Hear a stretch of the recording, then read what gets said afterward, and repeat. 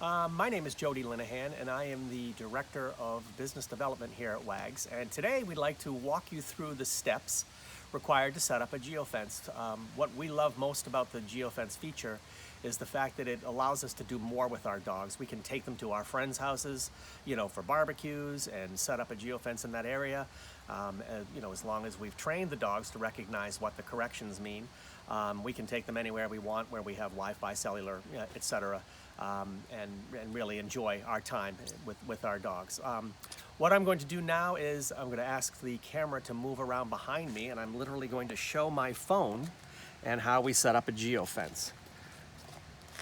If everybody can see that, I'm going to just touch the Wagz app, open the Wagz app up. This is showing the pet cards that I have. So I've got a number of different pets on here, a number of different collars that we're working with. I'm going to go up here to the dashboard. Very simple.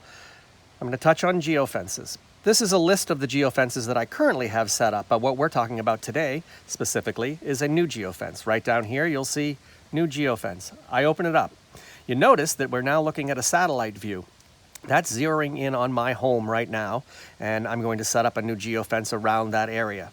If we wanted to set it up, as I mentioned, at my friend's house down the street, for example, I would just go to the search button up here. See the search up in the corner? That would open up, and I would type in that address. But for simplicity's sake, we're gonna work right here. All right? You'll notice the blue dot. That's GPS working. That's where my phone, it's indicating my phone, the general area that my phone is in. You can see that we're in a relatively wooded area, so GPS, we need to deal with that. It's actually not that beautiful a day here either in New Hampshire. Overcast, a lot of rain recently, but we can still follow the process here. Very simply, I've got the satellite view. Up here, you'll see these icons. I can just toggle between a street view or a satellite view. I'm going to work with the satellite view. I'm going to zero it in a little bit, and I'm going to set, that's my house. There's my pickup. Great. I'm going to just touch the screen to set up a geofence. There it is. Now, I'll hit my continue button, and I'll move to where I'm going to name it, because I might want to have, and I do have multiple geofences. Maybe some are for some dogs and others are for other dogs, but I'm just going to name this Home 3. I'm going to go to Next. Now, this is a safe zone. We'll talk a little bit about keep-out zones in another time, but safe zone means that this is an area that I want to keep my dog in, and I want to utilize, if I need to, the corrections that we also bring along, real unique to what Wagz is doing. But this is the safe zone that I want my dog to stay in. I want him to know that this is the area that he's safe in and he can stay in. I know where he is. I can keep track of him. I'm going to assign it. Right down here it says Assign Dogs. I'm going to assign it to Jasper 3, okay? And I'm going to save it. Make sure that you hit the save button, because we now, that's what kind of sets things up. Now, I finished doing that, and I can see the different geofences that I have. I'm going to go back to that Home 3, because what I want to do is I want to edit it. I want to change it just a little bit. I can do that a number of ways, but the easiest way is I can just move the dots. Move the dots to the different shape that I want, etc. And now I continue.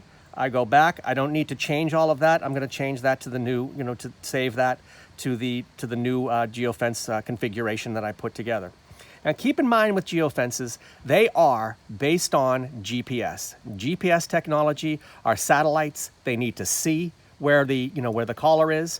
So environment is critical to think about when you're setting up a geofence. You do not want to put your geofence right up against the side of your house, because structures like that will impede the efficacy of the connection to the satellites, or the site to the satellites. Again, really heavily wooded areas. You want to be just be aware of the accuracy and the movement of the geofence points as a result of the satellite technology, not as a result of your phone or the collars, etc. So really simple.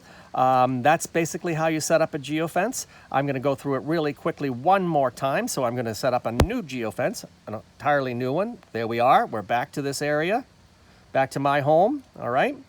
I'm going to just touch the screen.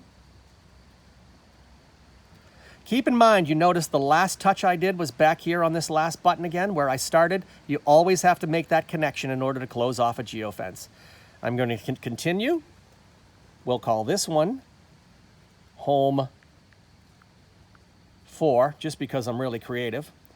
And then we're going to go down I'm going to assign that one to Jasper 3 as well, and I'm going to save it. Okay. Now I can go back to the geofences. Oops. I'm going to go back. There it is again. I'm going to go back, and I can see home 3. Okay. Thanks very much, and we appreciate your interest in Wagz, and we'll be back with additional videos in the future. Thank you.